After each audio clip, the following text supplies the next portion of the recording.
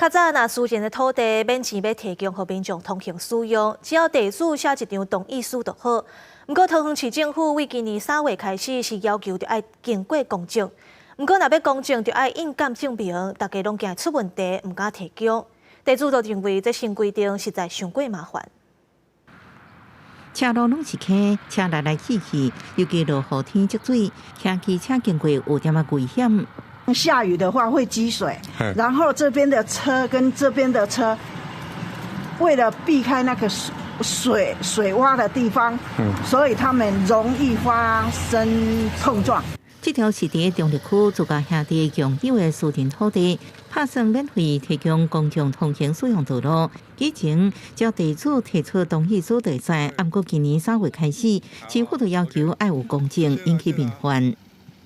我们兄弟的。人家大朋友人不好走啊，会飞啊，现在要求整个不备有路面嘛。因为他分居在各地嘛，对不对？好不容易集中了10个人的同意书给我们了，结果你现在要我们为难我们说，要把这个去找民间的公证人公证。相片内底是这条路原本的模样，照过去定书，地主将图给签掉，交同意书，市府派人来铺路。不过即马需要公证，负责收集所有地主同意书的主线是讲，公证按其他人提供印鉴证明，大家拢会惊房产会互人趁机回归户顶，啥人家凊彩提供咧。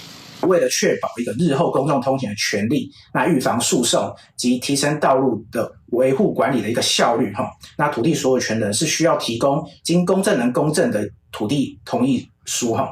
针对私人土地免费提供需要公证，市府回应已经维护道路面，因为过去捌发生地主签同意书，不过地主过身了后，后生无要进的情形。为3月开始增加案件，地主同意书要办理公证，也讲到委托别人代办，不一定要印鉴证明。